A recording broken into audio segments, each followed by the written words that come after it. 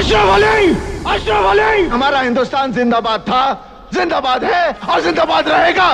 ये जो डायलॉग है ना, इस सनी पाजी से बोलते हैं ना, तो भैया गर्दा उड़ा के रख देते हैं। तो इस डायलॉग से आप समझ गए होंगे कि आखिरकार हम किस मूवी के बारे में बात करने वाले हैं। बॉलीवुड इंडस्ट्री की सबसे मशहूर फिल्मों में से एक गदर एक प्रेम कथा, जिसकी बेशुमार सफलता के बाद अब गदर 2 जल्दी रिलीज होने वाली है और इसमें एक बार फिर से तारा सिंह के किरदार में सनी देओल और सकीना के रोल में अमीषा पटेल नजर आएंगी। गदर 15 जून 2001 को सिनेमाघरों में रिलीज हुई थी और इस फिल्म ने यकीन मानिए इतिहास रच दिया था। लेकिन इस मूवी के शूट से जुड़े हुए कई ऐसे बिहाइंड द सीन्स और कई ऐसी बातें हैं जिनके बारे में आप शायद ही जानते होंगे। इसलिए वीडियो को पूरा एंड तक जरूर देखिएगा और साथ ही साथ अगर आप भी गदर मूवी के फैन हैं तो वीडियो को लाइक करना बिल्कुल मत भूलिएगा। जाहिर सी बात है कि फिल्म में पाकिस्तान दिखाना था, लेकिन वहां जाकर उसकी शूटिंग नहीं की जा सकती थी क्योंकि उसी वक्त भारत पाक के बीच में तनाव से भरा माहौल था। आखिरकार भारत में ही ऐसी जगहें तलाश की गई जो पाकिस्तान के लाहौर से मिलती जुलती थी। लिहाजा उत्तर प्रदेश के लखनऊ, रुदौली, पंजाब के पठानकोट, सरना और अमृतसर को चुना गया,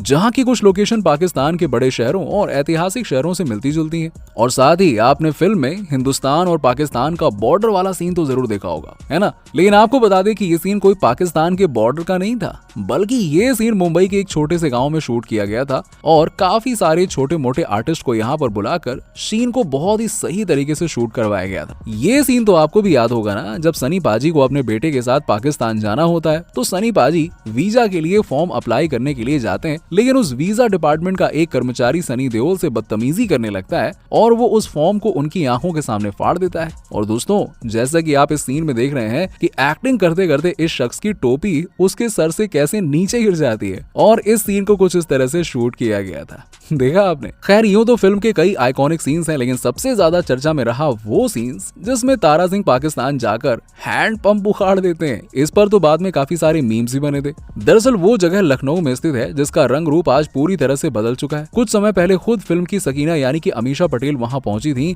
और वहां की एक एक डिटेल उन्होंने बताई थी। और साथ ही इस फिल्म का दिल दहला देने वाला एक और बिहाइंड द सीन ये भी है कि जहां ट्रेन के पटरी पर एक 4 व्हीलर गाड़ी को खड़ा किया जाता है और फिर उसे ट्रेन के इंजन से उड़ा दिया जाता है। और ये सीन यकीन मानिए काफी ज्यादा खतरनाक था और इसे सावधानी पूर्वक शूट किया गया था, जैसा कि आप इस वीडियो में देख सकते हैं। अब ये तो आपने फिल्म में भी देखा होगा कि जब हिंदुस्तान और पाकिस्तान का बंटवारा होता है तब दोनों पक्ष आपस में एक दूसरे पर पत्थरबाजी करते हुए नजर आते हैं। और दोस्तों, आपको बता दें कि ये सीन वहीं के लोगों को इकट्ठा करके शूट करवाया गया था। मूवी का ये सीन उस वक्त का है जब सनी पाजी पाकिस्तान से भागते हैं इंडिया के लिए और इनके पीछे हेलीकॉप्टर से सकीना के अब्बू पीछा करते हुए नजर आते हैं, लेकिन लास्ट में दोनों पकड़े जाते हैं और ये सीन कुछ इस तरह से शूट किया जाता है, जैसा कि आप वीडियो में देख सकते हैं। वहीं सनी देओल के इस फिल्म के दूसरे बिहाइंड द सीन्स के बारे में बात करें तो आपको बता दें कि जब सनी पाजी पाकिस्तान में रह रहे थे तब पाकिस्तान सरकार को कोई खबर देता है कि एक हिंदुस्तानी जासूस पाकिस्तान में है और जब ये बात सनी देओल को पता चलती है तो वो उन लोगों को जान से मारने के लिए पहुंच जाते हैं। और दोस्तों, इस फिल्म का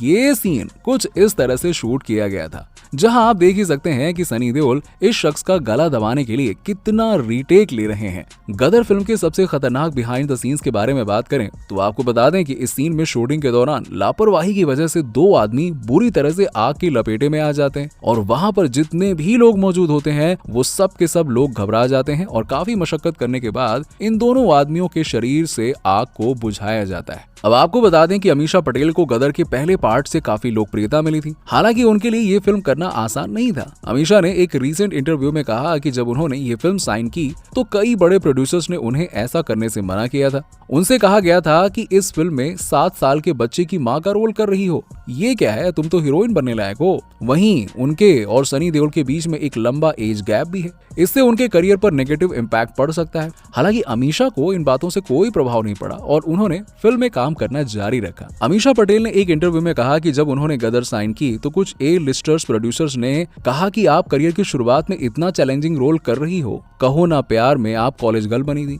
और इस फिल्म में आप माँ का रोल कर रही हो।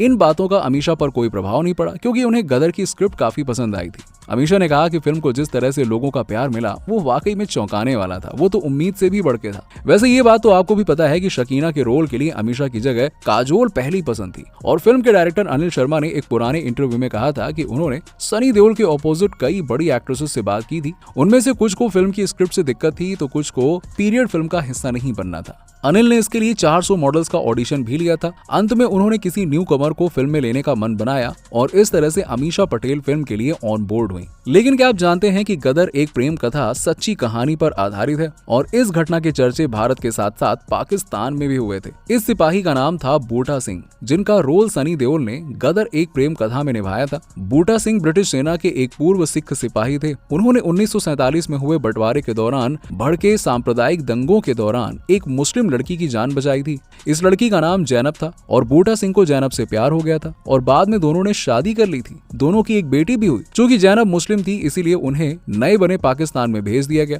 वहीं बूटा सिंह को जाने नहीं दिया गया। लेकिन बूटा सिंह गैर कानूनी तरीके से पाकिस्तान में घुस गए और उन्होंने जैनब से संपर्क साधने की काफी कोशिश की, लेकिन जैनब ने परिवार के दबाव में आकर बूटा सिंह से शादी तोड़ दी। जैनब की शादी उसके चचेरे भाई से जबरदस्ती करवा दी गई। उधर बूटा सिंह को पकड़ लिया गया और बूटा सिंह पर गैर कानूनी तरीके से सीमा पार घुसने का आरोप लगा दिया गया। कोर्ट में जब बूटा सिंह को पेश किया गया तो उन्होंने रोते हुए बताया कि जैनब उनकी पत्नी है और उनकी एक बेटी भी है। बताया जाता है कि जैनब ने इससे इनकार कर दिया और दबाव में आकर बूटा सिंह और बेटी के साथ जाने से इनकार भी कर दिया। बूटा सिंह बुरी तरह से टूट गए और इससे निराश होकर उन्होंने 1957 में बेटी के साथ ट्रेन के आगे कूदकर सुसाइड करने की कोशिश की। इसमें बेटी तो बच गई पर बूटा सिंह की मौत हो गई। बूटा सिंह की आखिरी इच्छा थी कि मौत के बाद उनके शरीर को बरकी गांव में दफनाया जाए, जहां पर जैनब के माता पिता विभाजन के बाद बसे थे। जब बूटा सिंह के पार्थिव शरीर को उस गांव में ले जाया गया तो गांव वालों ने वहां दफनाए जाने से इनकार कर दिया। तब बूटा सिंह के शरीर को मियानी साहिब कब्रिस्तान में दफनाया गया। गदर एक प्रेम कथा इसी कहानी पर आधारित थी। हालांकि फिल्म में कुछ हिस्से बदल दिए गए ताकि फिल्म और इंटरेस्टिंग हो जाए और फिल्म के आखिरी में तारा सिंह यानी कि सनी देओल अपनी सकीना और बेटे को वापस इंडिया लाने में कामयाब हो जाते हैं। वहीं बात करें गदर 2 की कहानी की तो आपको बता दें कि गदर 2 की कहानी भारत पाकिस्तान की लड़ाई के आसपास घूमती हुई दिखाई देगी। उत्कर्ष शर्मा फिल्म में एक सैनिक का किरदार निभाते हुए दिखेंगे, जिनकी जान बचाने के लिए सनी देओल पाकिस्तान में एक बार फिर से घुसेंगे। और फिल्म से जुड़े सूत्रों ने बताया कि गदर में भारत पाकिस्तान के बंटवारे के आसपास घूमती फिल्म की कहानी में तारा और सकीना की लव स्टोरी पिरोई गई थी, जिसे दर्शकों ने बहुत पसंद किया था। लेकिन गदर 2 में साल 1971 में हुए भारत पाकिस्तान के युद्ध को रिक्रिएट किया जाएगा। इसमें तारा सिंह का बेटा जीते यानी उत्कर्ष शर्मा भारतीय सैनिक का किरदार निभाएंगे। इस वॉर के दौरान जब तारा सिंह का बेटा जीते की जान पर बनाएगी तो वो उसे बचाने के लिए पाकिस्तान जाएंगे।